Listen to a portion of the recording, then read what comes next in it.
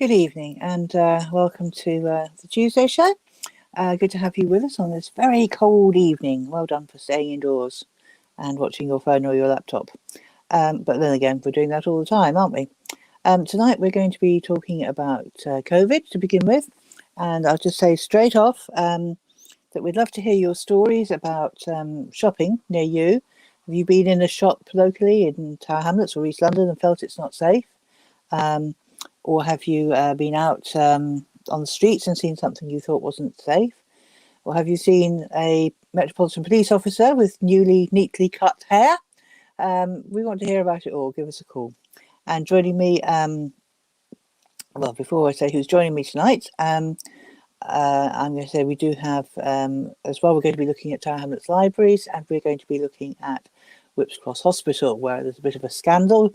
Not really the time to lose 51 beds, is it? So we'll hear about that later.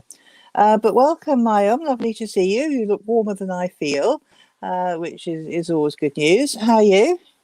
Well, thank you, Jenny. Yes, I'm fine. Good. This is Maium Miah, as I call him. Not always the name you go by. I forget your other name, Maium. Is, of course, the chair of the Island Network. And we're going to begin, Maium, by asking you just to give us a quick recap. But before we begin, I better tell you the number to ring, hadn't I? Ring in with your stories on 0208 12345 07. 0208 12345 07. So if you'd like to ring, just give us a call. So, Maium, remind us, what did the Island Network do to help the local community? Well, once again, thank you, Jenny, for inviting me to your show once again. Well, the Island Network, we've it's about 15, 16 organizations on the Isle of Dogs, PME organizations. We've formed alliances, and as you said, I'm the chair, and we have various other members and also excellent volunteers. Since last year, March, we've started distributing hot meals, food packages to local elderly and vulnerable residents. Initially, when we first started, we thought it would be only for the lockdown, but obviously the virus has, it's a never-ending, it looks like it's a never-ending, and it continued. We're nearly 1 year on, and still we're fighting the virus. And obviously the work continued, and this is one of our commitments. We will continue to work, continue to serve the vulnerable residents as long as it takes. So we will be continuing doing it. And I think it's a challenge sometimes for us because of lack of support. Sometimes we need financial support, we need sponsorship. I mean, we are grateful that the support we had so far. Yeah. I mean, it's been amazing. But if things get any worse, you'll need a bit more, won't you? I know we said thank you. You said thank you to One Housing Group, which is not something one hears often, and to the Canary Wharf Group for funding, and to some of small local businesses as well. So well done for that local response. But I think you raise quite an interesting point there, which is that although our first concern during the lockdown has been to ensure that everybody's accounted for, safe and fed, it's brought to light a lot of issues about what's wrong with our society and what's wrong even before the COVID pandemic broke, hasn't it? You know, sort of all this campaigning, the quite correct campaigning on universal credit, trying to keep it up £20. It's just revealed how feeble universal credit was, hasn't it? It's just level that people the government, manage. the local council, I mean, they've been hitting hard on residents, even before the lockdown, and they're continuing doing that. You know, they're not stopping. They're not. You know, to me, it's like they're not human beings. You know, on top of this pandemic, you continue cutting services. You continue making decisions which goes against, you know, human beings, safety of human beings, services, which directly impacts on residents. I think it's a hugely interesting area about how Boris Johnson is caught in the pressure of wanting to keep people safe because that's what the scientists say, and then wanting to keep people at work because that's what the Tory backbenchers and some frontbenchers say. Where do you find balance. But I think let's start by saying it's a very sad day today, because we have in the UK now passed the 100,000 deaths mark. Worldwide, there's over 2 million deaths, 2.14 million deaths at last count, and just under 100 million cases worldwide. Boris Johnson says he's deeply sorry, but doesn't really help account for why we have one of the highest death rates in the world. That's a bit of a gap, but there we are. Let's look at, what do you think? Let me put you on the spot, Maium. What do you think are the reasons for this very high rate of COVID occurring in the UK? Well, I think first the first lockdown, I think it was a learning curve for everyone, even the scientists, even the government, for us, community, everyone. I mean, the second one, I think the government reacted too late, and also they introduced stupid ideas such as the discount going out and things like that, eating out, and they always the government was always behind, they were always like too slow, acting on lockdowns and things like that. And I think that's what caught us. Do you think the second lockdown has been better observed than the first one? Well, I don't. I mean, I won't say it was better observed. I think we couldn't. The government, they should have learned from the first lockdown, and they should have acted better during the second lockdown, the second wave. I think they failed to do that. He always acted slow and late, and I think also it's just also the education aspect. Opening the school was a big mistake. Shouldn't have, they should have continued online like what's happening now, and that was a big mistake. So, and I think it cost people lives, it cost families. It's just so sad that we passed the 100,000 death rate, and it's devastating. I've lost my father-in-law as well in America. And Have you? And I feel I'm sorry to hear that. Yeah, and we've so many friends and families we've lost within. Really? So it's just sad that when the decision makers, they feel that they're making the right decisions, but they're not. Absolutely not. I mean, I feel the second lockdown has been a bit better observed in some ways. The young people who used to assemble outside my front door and lean on the balcony to watch the world go by of an evening aren't there anymore. They were there for the first couple of days of the lockdown, but I haven't seen them recently. So that fills me with hope that people are staying indoors. The place looks very quiet on the Isle of Dogs, at least. So I don't know what's happening elsewhere in the borough. If you live elsewhere in the borough or in East London, give us a call and tell us what you can see out your window, what's going on, how much traffic is there, and so on. And I particularly wanted tonight to look at the experience in local shops, because I've been hearing some very alarming stories on WhatsApp and social media about people going into shops in Tower Hamlets and finding the shops are not prepared. Nationally, I think the talk has been about everyone needs to wear a mask to go into a shop, and should we make it the law, or should we just make it a guidance, and should we be shopping together as household couples or pairs or whatever, or should we be shopping alone? And certainly the stories that have come through that I've been hearing suggest that the problem isn't always with the customers, it's lack of any attempt to enforce decent behaviour according to the restrictions in shops.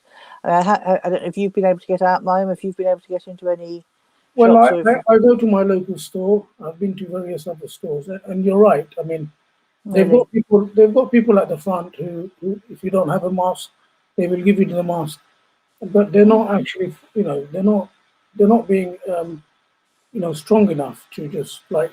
And also, I think once you're inside, some people just tend to take the mask off, and they're just wandering around, they're mixing around, and I think there needs to be some kind of measures inside the superstores which make sure that people are distancing, keeping the distance.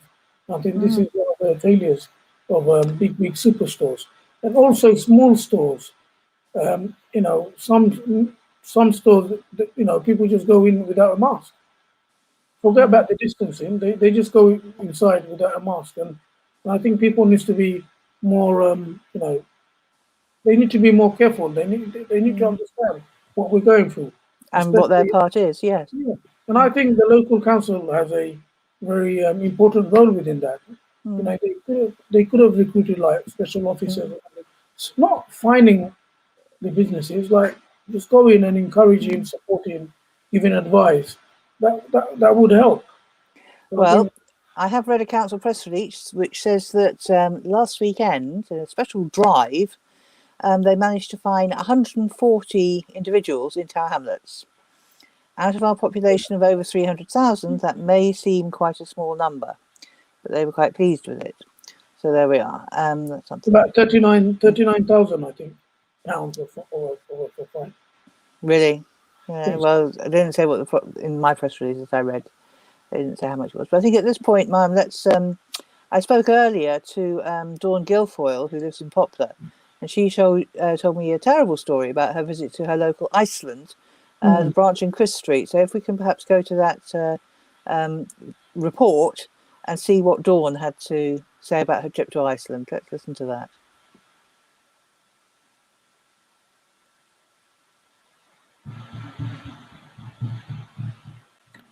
Hello.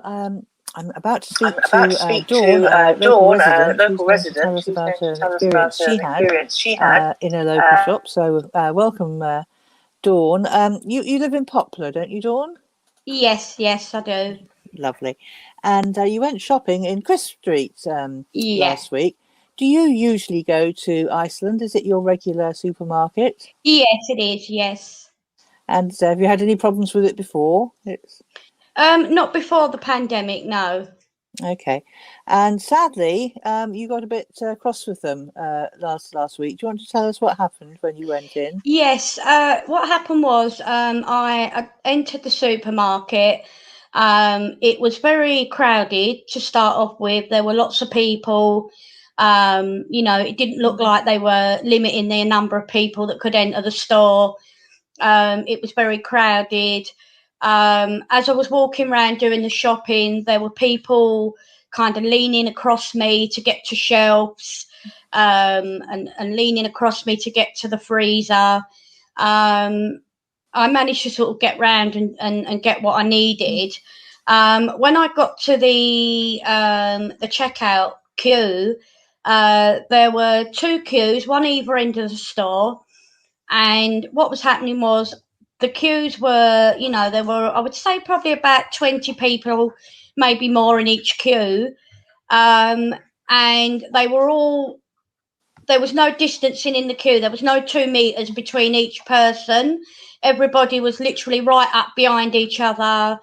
Some people were talking to each other in the queue. So they'd like pulled their masks down to stand and have a chat. And then what happened was there was a young lady in front of me, and we got to the kind of right up to where the checkout area was, and we both stood back to allow the person in front to have space to go through the checkout. And the gentleman that was operating the checkout, he said to the lady in front of me, come forward. And she said, no, she said, I'm waiting. I'm trying to have some space. We're supposed to be distancing. We're supposed to be having 2 meters. And what happens is, because they only have the two queues, one at either end of the shop, it becomes a bottleneck. As you get to where the checkouts are, you get a bottleneck effect, where people are trying to decide which checkout am I going on, left or right. Sometimes I might have one in the middle operating, so people then might both try from both sides, try to go through the middle. So the lady sort of said to the guy, I'm trying to hold back, I'm trying to keep space, I'm trying to distance. She held back for a couple of seconds, and then his checkout, there became a bit of space. So she decided to move forward. She moved forward, went to go to his checkout, and he was really rude to her. He said to her, oh, you've made up your mind, have you? What checkout you want to go on? So then I kind of jumped in at that point because I was appalled at the fact that he was so rude to her. And I'm actually a community champion, community COVID champion as well for Tower Hamlets. So I jumped in. I said, hang on a minute. You know, I'm a COVID champion. You know, this lady's doing the right thing. She's keeping to the rules. He then started shouting at me and saying, why are you interrupting? It's nothing to do with you. Mind your own business. So then I said to him, why are you not, you know, why are you not promoting the rules? Why are you not making sure that people are distancing? I said, look, this shop is awful. You know, why are you not making sure people are distancing? Why are you not enforcing them to wear masks? And he said to me, we can't enforce it. We can't make them. They might be exempt from masks, and we can't make them do things. So but I mean, this. That's terrible, wasn't it? I mean, I think that's. Yeah. I don't know which is worse, seeing the sort of behaviour or the fact that staff were rude to you. Were most of the shoppers wearing masks? Or not really. No, it's kind of a half and a half situation. Some do, some don't. It's, you know, and that's not the only thing. It's like there's been times that I've gone in. There was one time I went in and there was two boys around about 11, 12 years of age, and they were standing by the rack where the sweet packets are, and they were standing and they were licking their fingers and then touching the sweet packets. And again, I approached the security guard and said, look, we're in the middle of a pandemic. You know, the children are licking their fingers and touching the sweet packets. And he said to me, we can't do anything. They're only children. You know, there's people that go in and they're literally sorting through baskets of things, you know, baskets of potatoes, pulling packets of potatoes out and sorting through, you know, and you just can't be doing that at the moment while we're in this pandemic. I mean, it's normal when you shop, isn't it? You have a look at everything and you've got to really change your behaviour if you go into a supermarket, haven't you? What about the staff? Were they wearing masks? Again, it's some do, some don't. The guy that actually served us, he wasn't. The security guards don't normally. But there's one or two ladies that are normally on the checkouts and they normally do. And what about the other thing that we've grown used to in a supermarket is some sort of hand sanitizer station? No, there's nothing. There's no sanitizing station. The trolleys now are actually in the corner inside the shop, and that's where they're left. They're not cleaned. They're not sprayed. You know, as I said, there's no hand sanitizing station outside the door for people to sanitize their hands or spray the baskets before they go in or anything. Well, I have to say, well done for standing up for what's right, Dawn. I mean, you know, you're not the first East End Poplar woman to do that, and sure I hope you won't be the last. But well done. Anyway, did you get any support from the other shoppers? Yeah, the lady that was in front of me that, you know, he was rude to, she was really supportive, but nobody else really. Most people just stand and look, you know, they don't really get involved. Well, Dawn, thank you very much for talking to us. You're welcome. This afternoon, and you know, we have just to let you know, I have written to the head office of Iceland and asked them what they make of this, and haven't had an answer yet at the time of doing this recording. But if they don't reply by close of business today, I have reported twice as well to the Metropolitan Police 101 website for breaches as well. So yes, because we have to take this seriously, don't we? There's just too many stories around. So well done, Dawn. You're a one-woman powerhouse keeping Poplar safe. So thank you so much for coming on the Tuesday show. We'll see you again in the future. Thank you. Okay, thank you. Bye-bye. Well, Maium, I hope you heard that. What do you make of Dawn's story? I mean, you know, well done to Dawn. So, you know, you know, she's a brave lady. Yeah, absolutely. And I think as I was watching the video, it just come to my mind that I don't think these superstores, they've trained up their staff regarding how to deal with, or regarding the current guidelines and you know, the rules regarding COVID, because majority of the stores you go to, you won't see. Yes, they might have hand sanitizers, they might have masks, but they're not really implementing the distancing. And Absolutely. sometimes it's full house. And if you have a full house in a superstore, you won't be able to maintain. I mean, during the first lockdown, I think our local outlet stores, they did it quite well. And at the moment, I don't think they're doing it right. Really, because I'm not going out at all, so I'm still shielding again. So I haven't been out to see it, but you've obviously, been in touch with people who have. Yeah, I mean, people told me that the queue system is not, they're not really maintaining. I mean, obviously, they can't control people. I understand that, but there needs to be someone making sure, at least trying to maintain the distance, make sure they've got the mask on all the time. And I think that's the measure they need to take. And it seems to be a dreadful fail, basically, around Tower Hamlets. I've just collected together some other comments I found on social media. I've seen there's a Sainsbury's local opposite Queen Mary College, and that's been praised by some people. Particularly the staff have had a mention. They apparently have been really helpful to shoppers and very thorough about maintaining safety standards. Not so good. Mixed news about the co-op. The co-op shop at Stepney Green, near Stepney Green Tube, that's been had some praise on social media as an okay. But not the co-op in Mile End, the one that's sort of under that funny yellow bridge. There, people have taken against the security man on the door, who's not wearing a mask and breathing all over the customers, which hasn't gone down well. People find him quite arrogant. I must admit, I haven't written to the co-op or to Sainsbury's about the allegations there, but certainly I've seen, well, I think I've said on here before, people in the co-op in Cross Harbour. What's that place called? It's not Cross Harbour. Cassilis Road. No, up from the Harbour Exchange. That's what I mean to say. Harbour Exchange. Other one. Okay, yeah.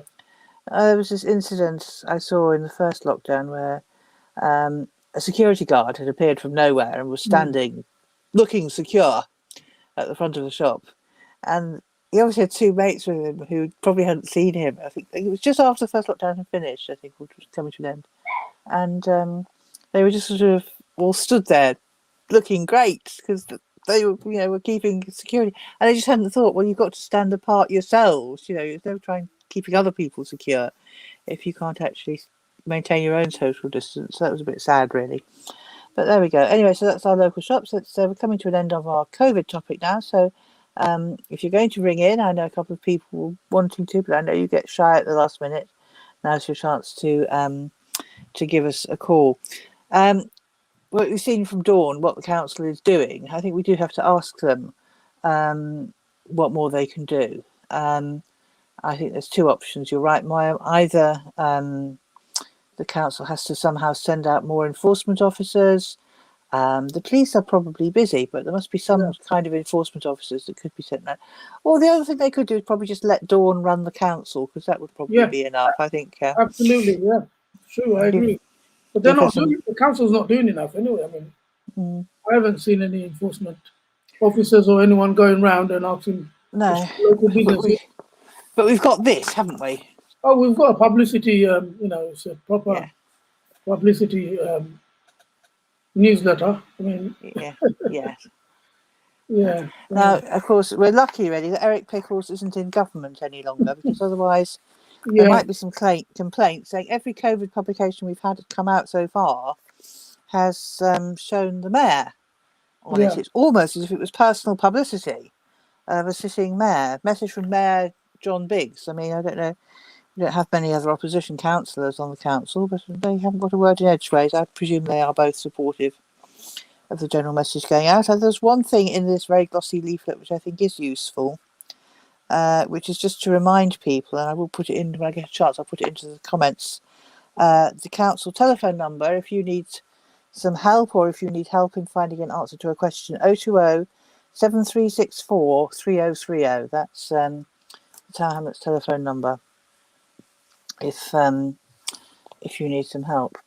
So I have no idea how much something like that costs. It must have gone to every I mean, it's a very glossy, very it is a very expensive leaflet, and at this point of time, we don't need these kind of expensive publicity No. Well, leaflets. we're supposed to be very short of money, aren't we?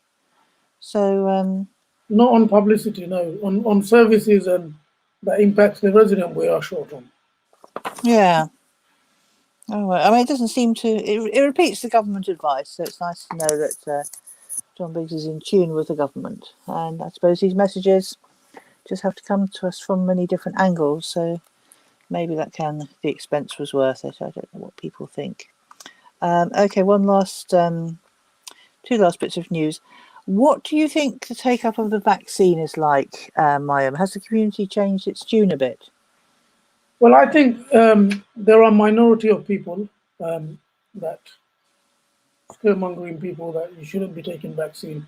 My personal view is you should, and everyone I'm talking to, everyone I have people ringing me, phoning me around. I'm advising them they should be taking the vaccine. They should listen, even within the religious aspect of like Islamic imams. Even they're coming out and saying you should be taking vaccines. This is something. Obviously, I understand what the people are saying. Some people are saying, life and death is from God, but still, you need to take. If you take flu vaccine, you take COVID vaccine. I mean, it's yes, life and death is up to Almighty. It depends on but you still have to take the vaccine. It's and you're always going to get a few troublemakers, scaremongering people. But I am disappointed about the Tower Hamlets. The 80 plus. I think it's 8 to 9,000 we've vaccinated, and the percentage of Asian is very low compared to white. I think 71% was white, 26 black, and 37 Asian. And I think more needs to be done. And I think it's kind of that adds up to 130, over 130, doesn't it, Maium? Yeah, it does. There must be something wrong with those figures. We haven't got 150% people in It's Tower my Hamlets. figure, so it could be wrong, but the actual content is correct.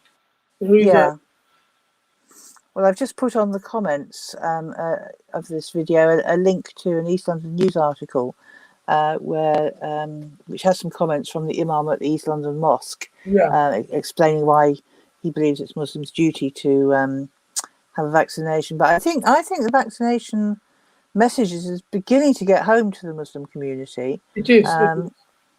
And the number of people who are very hesitant are now really champing at the bit, ready to go out and get their older relatives vaccinated, which is excellent. So yeah, I mean, I've been invited to.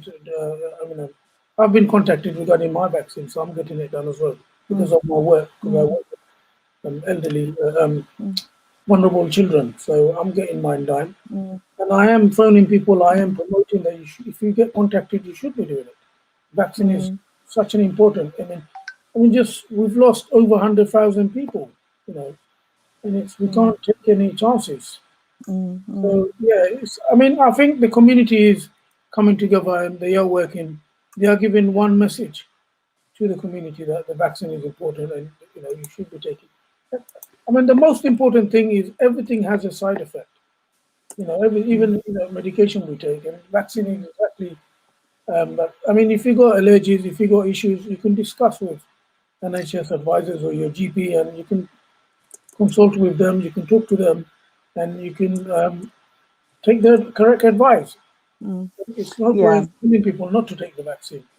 Yeah, this is. I mean, I know people sometimes talk about vaccine, and it might have a side effect. Well, COVID's got a side effect as well, and that's being very ill.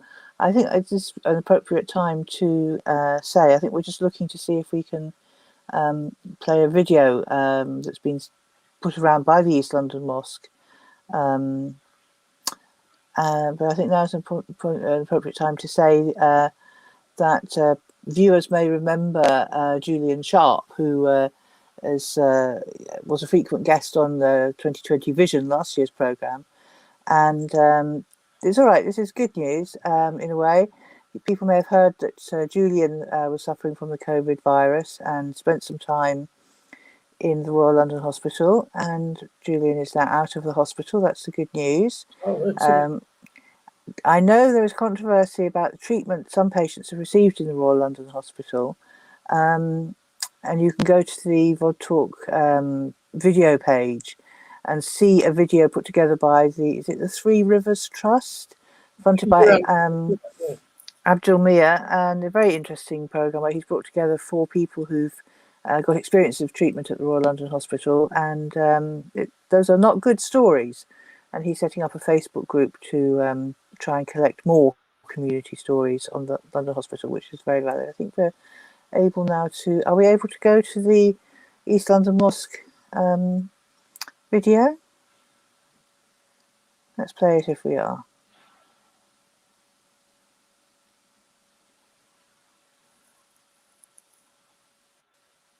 Okay, we're not going to go to it now. You've got it. We're seeing a picture. بسم الله الرحمن الرحيم الحمد لله رب العالمين والصلاة والسلام على سيدنا محمد وعلى آله وصحبه أجمعين السلام عليكم ورحمة الله وبركاته. Dear brothers and sisters, many lives have been lost to COVID-19.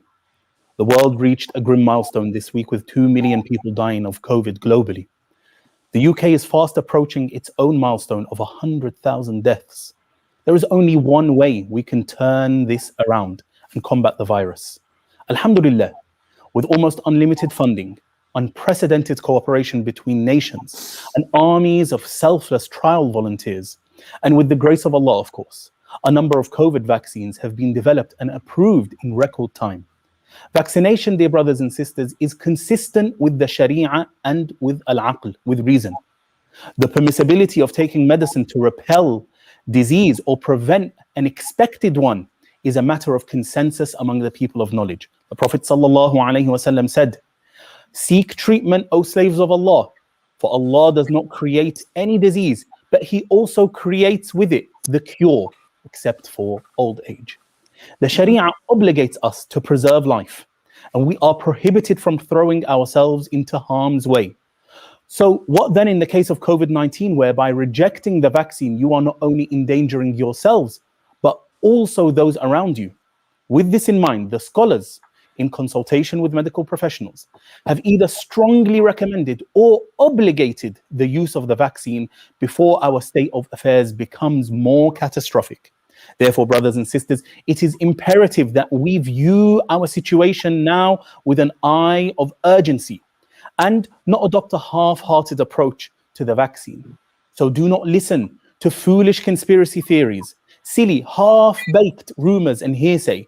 Rather, follow those qualified and experts in their fields. These same medical professionals you have relied on all your life.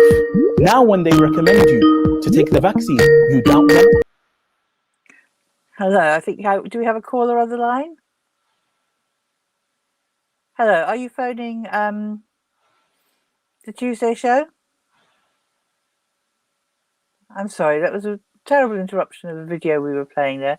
Thank you very much to our backroom team for putting that video on. I hope everybody found it instructive. And I think, yes, the person who was calling has just messaged me. Try again. Hello there. Hello. Hello, what's your name, caller? Hi, there, it's Ali. Ali, hi, great to hear from you. What would you like to say? I was just listening to your guest and yourself actually a few minutes ago with regards to local supermarkets and how they're tackling social distancing, etc. My local supermarket, can I say the name of the supermarket? Yes, you can. Okay, my local supermarket is actually Iceland in Chris Street Market. And I have to say, the measures they have in place seem to be non-existent. I know a few other people who have already said the same thing to me personally. No social distancing, no queuing outside. If you've been there previously, you'll have noticed that the aisles in that specific supermarket are actually smaller than other supermarkets usually the size of the store, so they're quite narrow.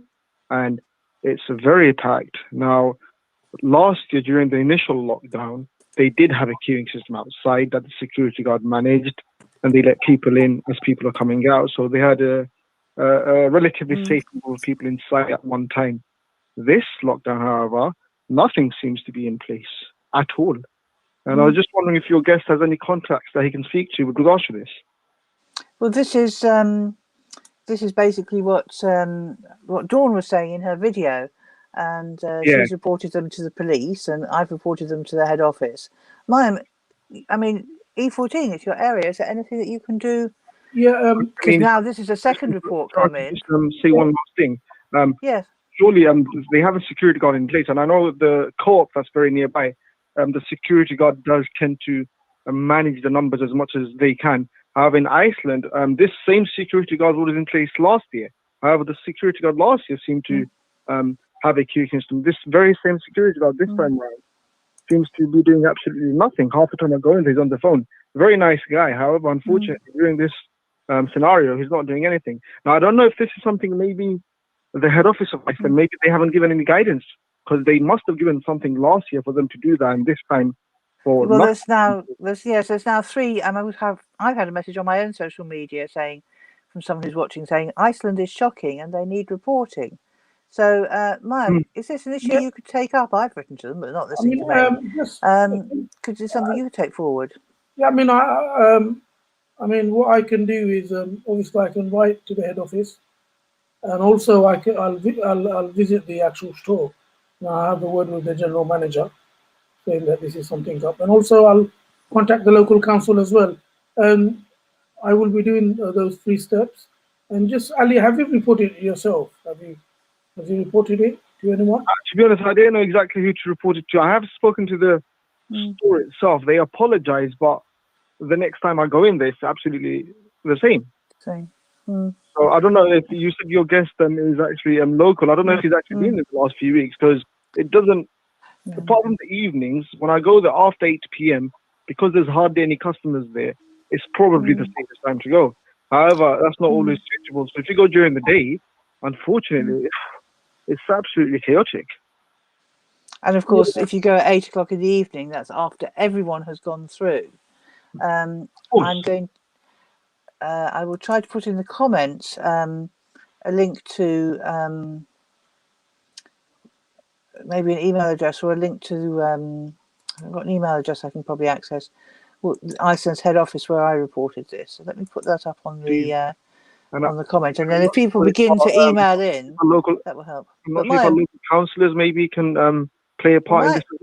Maium used to be a councillor, and he's now chair of the Island Network. I know you don't shop. You've got 2 local councillors. I'll speak to one of them as well. I'll speak after the show. I'll call one of them, and I'll make sure he writes to the head office as well, and as well as the local council as well. Please, and even if they actually, whichever time of day they can, even if they go and visit, I'm sure they'll see firsthand what a lot of other people are saying. Yeah, and especially it's a very busy area, this one, and it's very important to maintain the distance. Yeah, thank you for. Especially in a store where, like I said, because the aisles are quite narrow and it's quite cramped anyway, I think it's even more important that they do have a queuing system outside and social distancing inside, etc. Social distancing inside, I suppose it's harder to manage depending on where customers want to walk around within the store. However, surely they can have a queuing system outside. That shouldn't be a problem. Yeah. You just thought not, wouldn't you? Thank you. Well, okay, number 3. I'm putting the email address up. It's actually the media address, but if their media department can't take the matter seriously, then who. I mean, that's what I said during the first lockdown. They've been really well managed, but that second one they've kind of dropped off. They've forgotten about the rules and guidelines. As I was saying before the call came through, and sorry that it interrupted the end of that video, but it was nice to see what we did see, and that very strong message coming through from the East London Mosque. I was just giving everyone the good news that Julian is now out of hospital and he is recovering, but he Well is done. not. Yeah, he's not out of the woods yet. It will be a slow recovery, so I don't think we will see him for a while. But it's good to know that he's making progress and is out of hospital. So I think with that, we are going to have to bring the talk on COVID to an end, because I promised you, Maium, that you could just say something about Cubic Town Library. We know there's a big campaign in Tower Hamlets to against the proposed closure of the libraries, and of course Cubic Town Library is very close to both of us where we live. Yeah. You must have used it pretty much all your life. So what would you like to say? And you're promoting a petition, so what would you like to say about Cubic Town Library? Well, Cubic Town Library, I've used that library 20 years ago when I was when I was a kid. That was my local library. We've used it. There's many. I mean, yes, we know there's internet, there's laptops, but not everyone's at the same level. Not everyone has internet and laptop. So yes, because of current situation, people might not be going to the local library, but it is useful. People do use it. I used it, and I'm sure there's many people, and the community is very upset about that proposal. And I think the council and the leadership and Biggs, whoever making, I'm sure it's him, that they think libraries are something from the past. We don't need it. It's old-fashioned. Let's move into a new. That's not how it works. That's not not how it works. These are vital services. Someone's got no internet. Someone's got no computer. Someone can't afford a book. They go in the library. They go in the local library. They've got a little study table as well, and sometimes they get help as well from the local. I mean, I had help during the 90s. When I went to the library, I was on the computer. People helped me, and many other children will be deprived from this service. And I urge everyone to support the petition, and also take part in the council's consultation and oppose this. This is really awful, and this is not the last one. There's many other cuts that this administration is doing, and it's totally affecting the local residents. And Yes. this library is an asset to the community, the community on the Isle of Dogs. Well, you were there when you used the library when you were young. Certainly, I took my child there when he was even younger than you were, and they used to run a lot of events for small children. And the government, educationalists, everybody seems to be saying it's really important that children should read. Yeah. Well, that does actually mean books. You can't read everything on screen. And if we're going to get that reading going, we need books for children. Yeah. And maybe the library's not been promoted enough. I mean, it's been also, of course, where we used to get our pink recycling bags in our area, although obviously the library is closed now. I think we've got until the 29th of January. I think that's the end of this week, Friday. If you are one of the few people in Tower, or one of the many people in Tower Hamlets who can get through on the consultation, do please respond to the consultation. I'm going to put the link up in the comments of this video. As I said, you can respond to the consultation up until Friday this week. There can be problems with Tower Hamlets consultations because you have to sign up and register on the site, and sometimes that can be very difficult to do. It should be simple.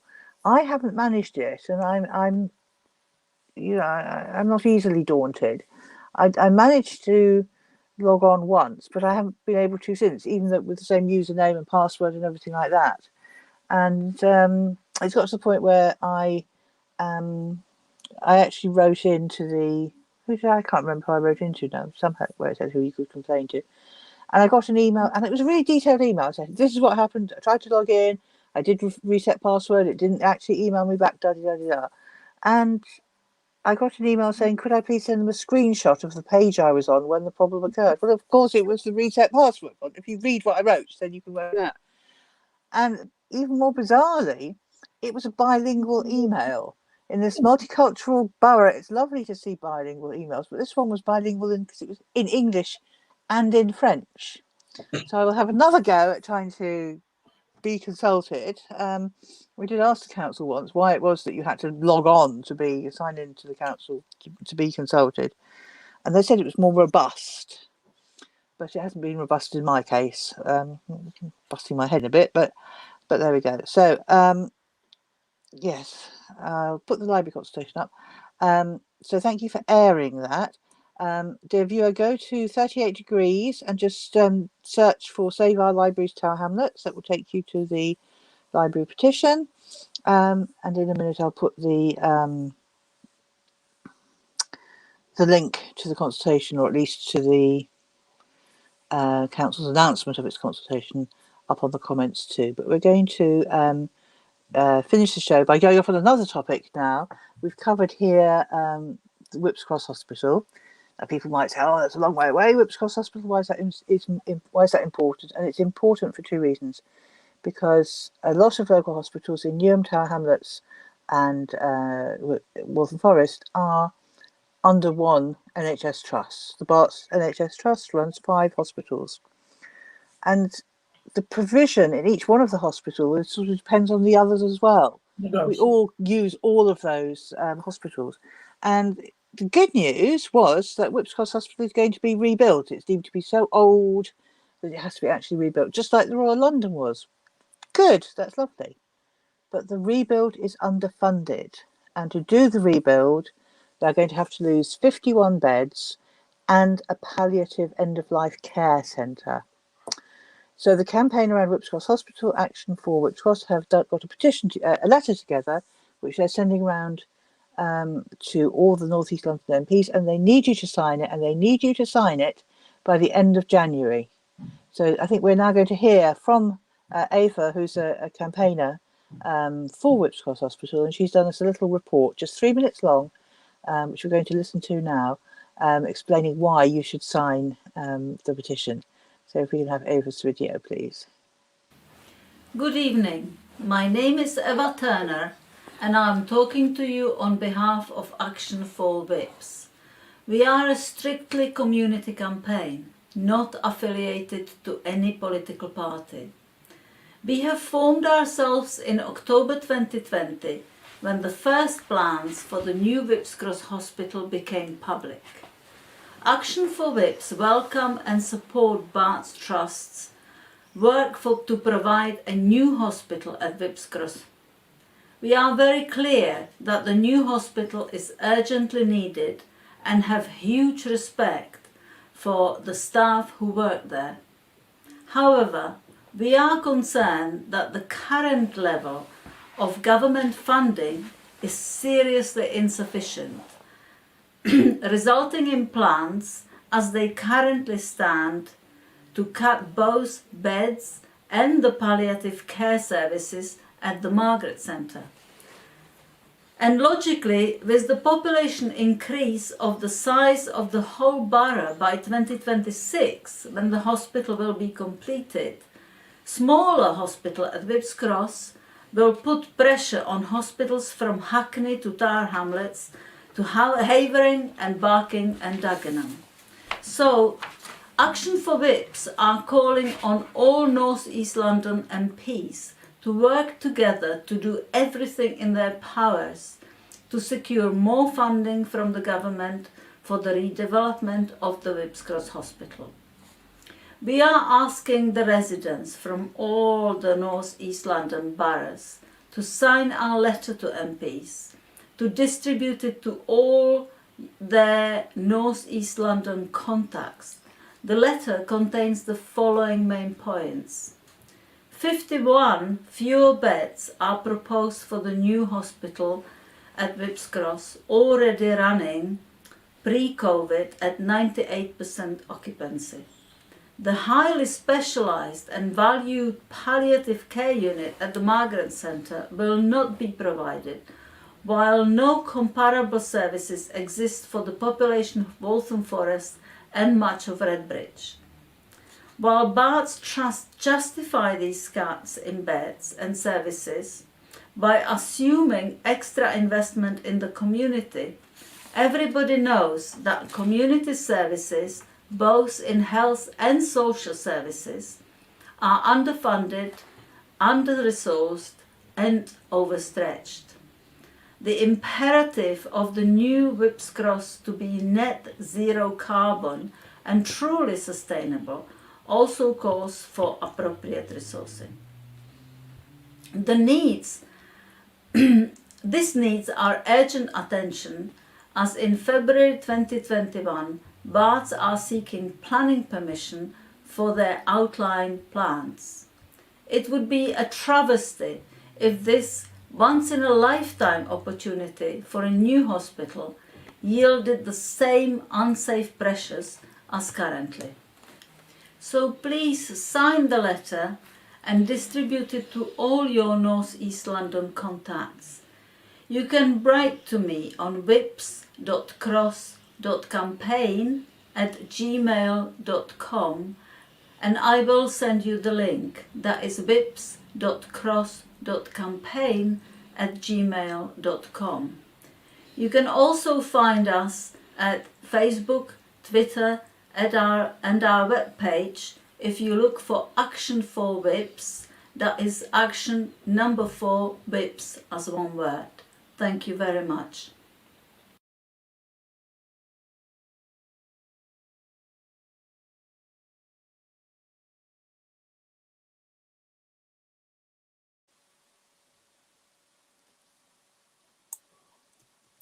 Lovely. Well, thank you very much, Ava, for coming on and giving us that little introduction to Whipps Cross Hospital. That's very important. And she mentioned the campaign's email address, which again I'll put up in the comments. I'm slightly confused about the comments because I can't see them all, but doubtless better people. Oh yes, there they all are. And thank you to other people who've made comments as well. Our other regular guest, Paul Merry, has sent in a comment about which I pasted in there, about rough sleepers being vaccinated in Redbridge. So there's a whole range of things. Sadly, we are now coming to the end of our time. I'm just trying to think, is there anything we meant to say that we haven't said yet, Maium? Remind me. No, I think you've covered most, as far as I know. Hospital. Did we talk about the Royal London? We did. Yeah. I can't hear you, Maium. I think I can see you speaking, but I can't hear you. Did we talk about Royal London?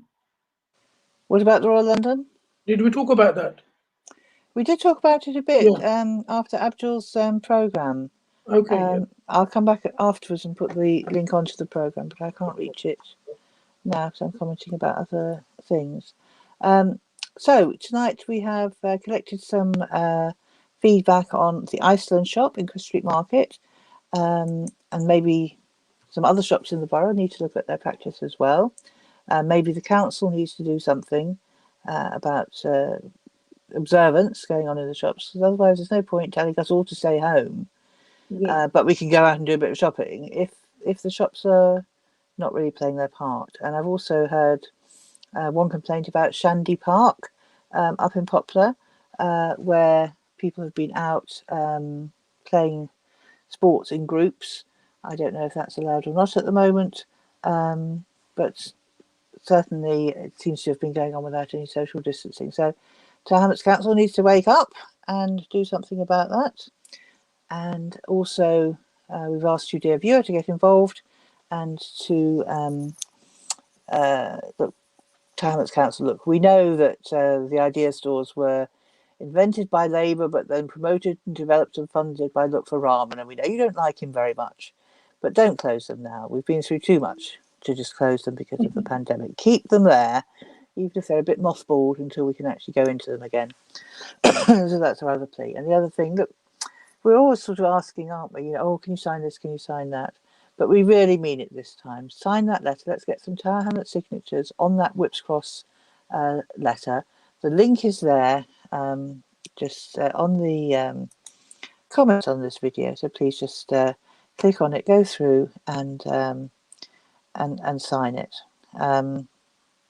So with that, Maium, thank you for coming on. Is there anything else you'd like to say about what's going on locally? Or have we covered it? I think we have. No, I think we all covered everything. I just want to urge everyone, request everyone to maintain the distance, wear masks, and follow the guidelines.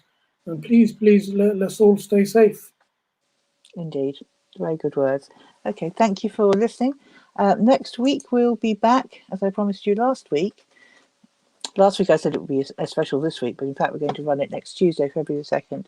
We have got a stellar lineup to talk once more about Julian Assange case and all the background issues in terms of the war against Iraq and some of the issues that came out of that and the freedom of the press. It's such a stellar lineup. Even I'm a bit intimidated by it all. So I'm looking forward to seeing our guests then. Watch out for news about the programme, and we'll see you next week to talk about Assange. Otherwise, just keep in touch through our Facebook pages and let us know what's going on and what we need to cover here on the Tuesday show. Good night, and we'll see you next week.